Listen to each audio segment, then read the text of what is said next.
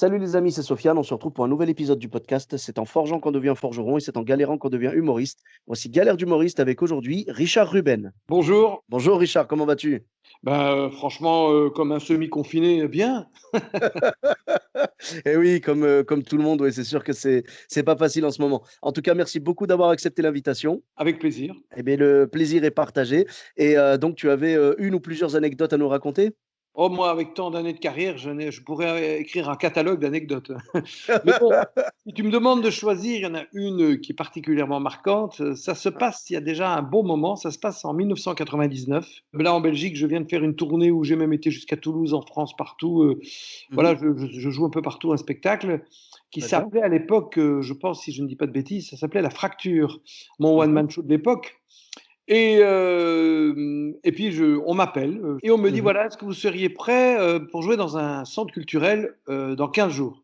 Je dis: «Ah, dans 15 jours? À Gembloux, près de Namur, en Belgique, en Wallonie?»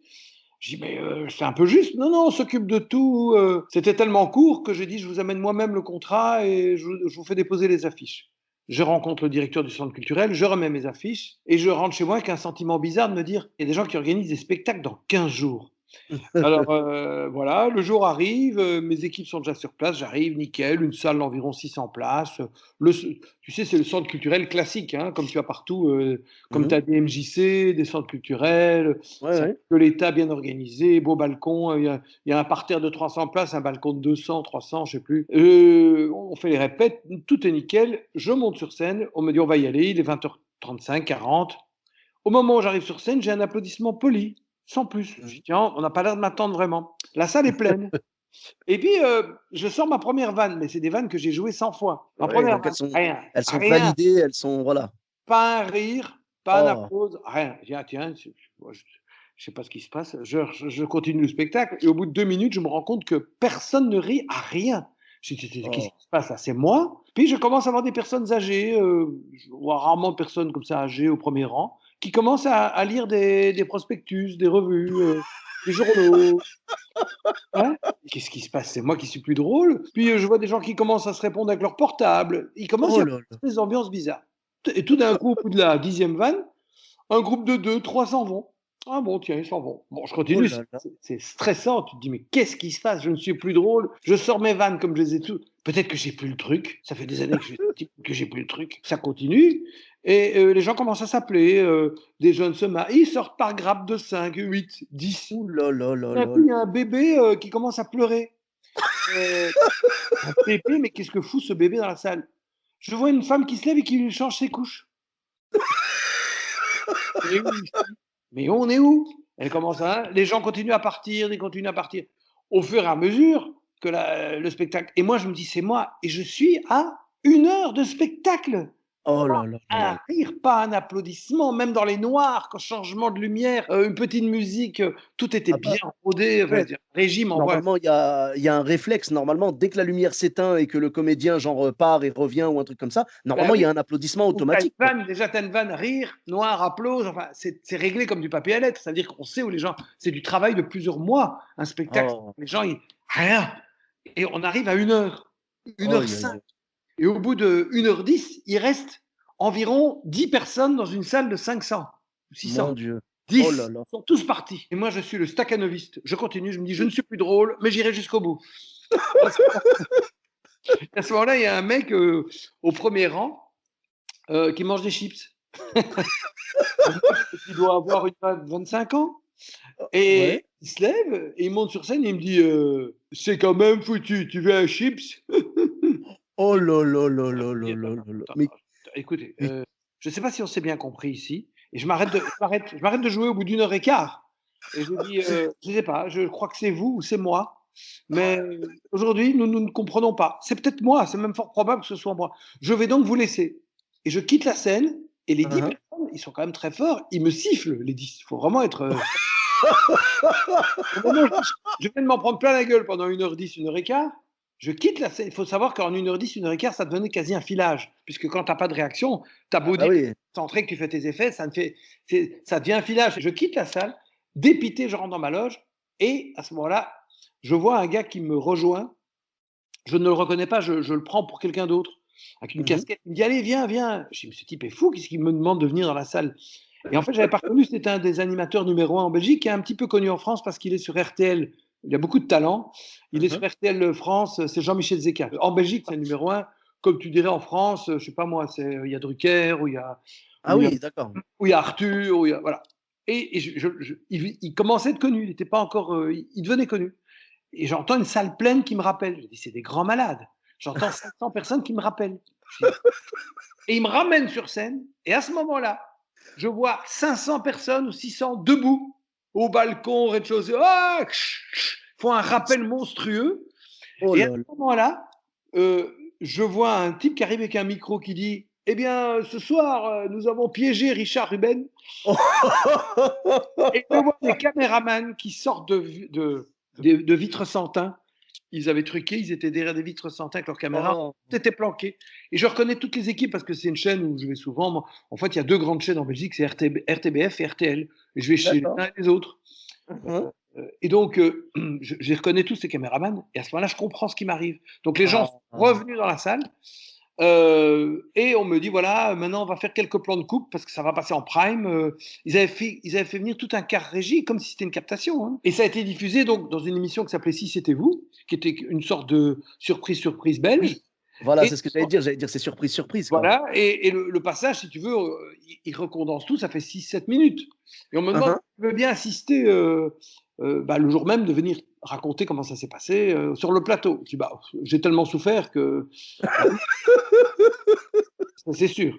Et il faut Ouais. savoir que le gars qui monte sur scène, pendant 30 secondes parce que en fait, le producteur était persuadé que moi je craquerais au bout de 3 minutes, que je comprendrais que c'est une blague. Pas du Ouais, tout. ouais. Plus c'est énorme, plus ça passe. Donc moi, Ah. j'étais persuadé que j'étais pas drôle, donc je continue, je continue. Les gens m'ont dit on nous a réunis sur la place quand on réservait nos tickets, on disait: «Non, non, c'est gratuit et on vous donne rendez-vous, une demi-heure avant, à 300 mètres de là sur une place». Comme ça, ils ont dit aux gens ce qu'ils devaient faire. Entre Mmh. chaque spectateur, il y avait tous les 3 spectateurs. Il y avait un comédien ou un mec de prod. Donc il y avait autant de gens de la prod que de spectateurs dans la salle. D'accord. Ah, Tous ces quelle gens de la prod logistique faisaient, et tout. faisaient des signes de logistique. Allez, maintenant on envoie le bébé. Le bébé, Oh. on lui a donné une petite tapote, il s'est mis à pleurer, on le cherche ses couches. Oh! Les personnes âgées, on leur avait dit quand on vous fera signe, voici les journaux, vous les ouvrirez. Au début, on avait envie de rire parce que les vannes étaient bonnes, mais on s'est retenu. Mais les gens m'ont expliqué qu'en fait, très vite, il y a un sentiment de honte. C'est-à-dire, on est terrorisé par ce qui t'arrive, les gens m'ont dit. Donc, on n'a même plus envie de rire tellement on a de la pitié pour toi en disant, mais le pauvre, s'il savait. Oh. Et donc, donc le producteur qui était bien connu chez nous, il me dit, écoute, tu veux que je t'emmène? Il voulait m'emmener dans un étoilé Michelin qu'il avait fait garder ouvert le soir. Moi, j'ai Hein, dit, hein. non, non, on est allé dans un café dans la petite ville où je jouais et on a mangé une spécialité belge qui s'appelle des boulettes de viande sauce tomate. J'étais Oui, tellement carbonisé parce que dis-toi bien une chose, c'est que quand tu es sur scène, tu sues. Mais quand un oui. truc comme ça t'arrive, tu ne sues pas de la même manière parce que tu ne te donnes pas de la même manière. Tu n'as pas d'émotion positive. Ce qui Et fait oui. que j'ai sué de l'intérieur. J'ai- Oh! J'étais un peu comme Coluche dans l'aile ou la cuisse quand il est dans la croustade. Il fait pas froid. Voilà, voilà, c'est ça. Donc si tu veux, j'étais Oh. comme un pruneau au lard qu'on a mis au four, c'est-à-dire que j'étais de l'extérieur, j'étais comme en cire, j'avais pas bougé. Oh. J'avais et à l'intérieur, j'étais cuit. Ah, tu Donc t'es décomposé, quoi. j'étais décomposé et on m'a emmené manger des boulettes sauce tomate. Il faut savoir, pour la petite anecdote, que le gars qui s'est levé, qui n'a donc participé qu'1 minute dans un gag de tournage d'1 heure et demie, eh bien, c'était sa première intervention en tant que caméra cachée. Si je te le refais, c'est quand même foutu. Est-ce que tu veux un chips? C'était François Damiens. C'est pas vrai. C'était sa Oh! première caméra cachée. Donc Tu je as suis été le ah mais c'est premier à tu as l'avoir. été le premier piégé, avec François Il était Damiens, pas du quoi. tout connu. Il était jusque-là assistant de prod. Donc, D'accord. il est passé, si tu veux, il a fallu mon piège pour qu'il passe de ce côté-là. Mais Donc c'est voilà. génial. C'est moi qui ai fait le baptême du feu involontaire. Ah, François David, qui a un talent énorme, hein, je veux dire, moi je suis fan de ses films. C'est un, je sais pas si tu as vu le film qu'il a monté, qui a moins marché en France qu'en Belgique, qui s'appelle Monquête. Oui, Monquête, oui, oui, oui, et Un il est film d'investigation génial. de caméra cachée c'est digne de Borat dans un autre genre, enfin ça ressemble un peu, mais c'est un Mmh mh. peu le Borat français, j'allais dire, et belge en l'occurrence. Et donc Ouais, voilà. ouais. Donc je suis venu à l'émission sur le plateau, on a enregistré. Puis c'est passé, et quand c'est passé, ça a fait un record d'audience, et j'ai Mmh. vendu 3 dates la même semaine. Comme quoi les gens, quand tu rames, Ah! quand tu montres que tu es humain, parce qu'apparemment les gens ont été touchés par le fait que je me pose des questions en me disant: «C'est peut-être moi qui ai pas été drôle». À aucun moment j'ai remis le public en cause, et donc je pense qu'apparemment les gens ont senti comme une sorte d'humilité, parce que c'est vrai que moi je prétends rien savoir dans la vie, je suis comme tout le monde, je suis plein je n'ai aucune certitude. Même si je pense qu'un artiste, au moment où il monte sur scène, même s'il a des doutes avant, au moment où il monte sur scène, il doit en avoir aucun sur ses capacités, sinon tu fais pas ce métier. Au Mmh. moment où tu montes, tu dois te dire: «Là, je n'ai pas un doute sur ce que j'ai écrit, sur ce que j'interprète», c'est pas à 8 secondes de monter sur scène que tu vas commencer à dire: «Est-ce que je suis drôle aujourd'hui?» Donc tu peux te dire: «J'espère que ça va marcher, qu'ils vont être bons, que ce soit une bonne salle», ça oui, mais tu Hein, peux hein. pas remettre en doute la possibilité d'être un showman ou d'être un humoriste. Ouais, Et ouais. donc si tu veux, moi j'ai pas du tout remis en doute le public. Je me suis dit: «Ce jour-là, pour la première fois de ma vie, je ne fais plus rire». Heureusement, après, ils m'ont rappelé et qu'ils m'ont montré la salle pleine et que le producteur a pris le micro en main, il m'a dit: «Est-ce que tu pourrais nous refaire encore un sketch pour puisse te prouver que que tu n'es pas devant une salle qui te déteste?» Et à ce moment-là, ce qui Oui. est très bizarre, c'est que j'ai joué un sketch qui était le rappel, Ouais. et que je n'avais pas eu le temps de jouer parce que j'avais tout joué en 1 heure et demie. J'avais joué un spectacle d'une heure et demie en 1 h 10. Raconte pas, gagner 20 minutes, c'est énorme, Ouais, et ouais. il me restait le rappel, et le rappel, c'était un personnage qui était, heu, inspiré du personnage du producteur, parce qu'il est connu dans le métier. J'avais fait un personnage inspiré de lui. Ah oui, donc ça tombait parfaitement, quoi. Ça tombait parfaitement. Donc les gens riaient doublement parce qu'il y avait beaucoup de gens de la prod, et donc un producteur de télévision, un peu particulier qui s'appelait Johnny Cohen. Et donc ça a cartonné, quoi. Voilà, donc j'étais rassuré, mais c'est 1 heure et quart que j'aurais jamais dû vivre dans ma vie, parce que maintenant, puisque je ne savais pas à ce moment-là, j'aurais toujours ce souvenir de me sentir, ne faisant plus rire devant une salle pleine. Ah, je Mais bon, comprends. même si un jour tu as un mauvais son, tu as toujours des gens, ça peut arriver des galères, mais même ça c'était au début, des galères tout chapiteaux il y a 30 ans. Mais là, tout était, optimal. On avait un bon Oui, voilà. son, une lumière, Tu et avais la salle pleine et tout. voilà, et ils avaient mis mes régisseurs dans la confidence, 1/2 heure avant que je monte sur scène, au dernier moment, pour qu'ils soient Waouh, le plus naturel possible avec moi. d'accord. Mais c'est quand même Donc incroyable parce qu'après le danger avec ce genre d'anecdote, c'est que si jamais un jour tu fais vraiment un gros bide pendant un spectacle, tu vas commencer à dire: «Bon, ils sont où là? Ils sont où, toute ah bah, l'équipe là? alors Ils sont où?» figure-toi que la semaine suivante, j'avais un gala privé où, les gens étaient bourrés, et ce qui m'arrive jamais, des trucs comme ça. Un gala privé dans une superbe villa où j'étais payé plein pot, et mais ça riait quand même, mais ils étaient bourrés, et à un moment je dis, le producteur s'appelait Boris, et en plein Mmh. spectacle, j'ai dit: «Boris? Boris?»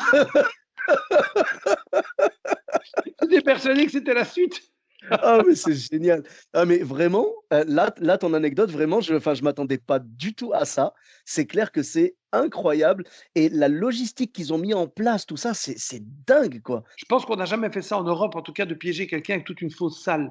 C'est quand Bah, même énorme. su bah, surtout non alors, enfin la fausse salle encore, Ah non, c'est fort, oui, mais là où je suis étonné en fait, c'est qu'ils aient laissé ça durer pendant 1 heure et demie, tu vois? Enfin pendant ah, enfin à la base une heure et c'est demie. sadique. Bah, je pense qu'ils auraient dû, tu vois, bah, le personnage de François Damiens justement qui est venu avec les chips, genre à la fin, il aurait peut-être dû venir, enfin j'aurais imaginé qu'il serait venu beaucoup plus tôt, Bah, genre au bout normalement de normalement, il aurait dû monter sur scène, 20 minutes après mon début, je dirais, pour avoir un voilà, voilà, salle, voilà. mais 1 heure et quart, c'est quand même du vice.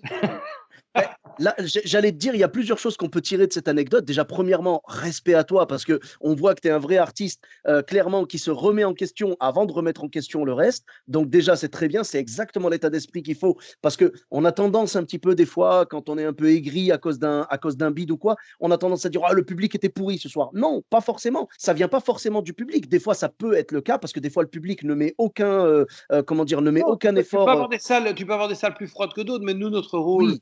professionnel, moi, je sais que ça, c'est même parfois très palpitant et excitant de se dire: «Je vais retourner une salle». Parfois, tu arrives dans une salle, même, tu sais, parfois, j'écoute une salle avant de monter sur scène, je dis: «Ouh là là, ce soir, il va falloir les réveiller parce que j'entends même pas de brouhaha». Parfois, ils sont Mmh. 1000, tu as l'impression qu'ils sont 80, et tu montes, et pendant les 2-3 premières minutes, tu entends des petites vagues gentilles. Et à ce moment-là, tu les retournes à un moment, tu envoies le scud, mais d'une manière, tu y vas, tu les retournes et tu les as à fond jusqu'au bout. Ça, c'est pour moi gratifiant. Tu sais, ça arrive que tu vendes une salle à un public qui a pas choisi de te voir parce que c'est pour un service style Rotary, ou ça arrive, hein, et Ouais, qu'ils ouais. Bah oui, on le connaît par la télé, on va aller le voir, mais je suis pas fan. Et moi, pour moi, le plus beau plaisir, c'est quand j'ai une salle calme pendant 5-10 minutes, puis je la Et que tu retourne et au bout signes. d'une heure et Ouais. demie, les gens viennent me trouver en disant: «Écoutez, je vous connaissais de la télé, je vous appréciais moyen parce que peut-être que c'est pas les sketchs qui me convenaient et là, je vous ai vraiment découvert sur scène et maintenant je suis conquis». Pour moi, ça, c'est le plus grand cadeau. C'est que Ah, des c'est gens qui beau. sont venus un peu obligés par leur service, club, reviennent te voir en billetterie, spontanément 2 ans après, par exemple. Ah, c'est beau, c'est beau. Bah, ça veut dire que tu les as conquis, c'est Voilà, génial. et c'est ça qu'il faut avoir de l'humilité dans ce métier, c'est qu'on doit C'est conquérir vrai. les gens tout le temps. Moi, j'ai vu des stars se viander, dans des circonstances particulières, ça peut arriver à n'importe qui.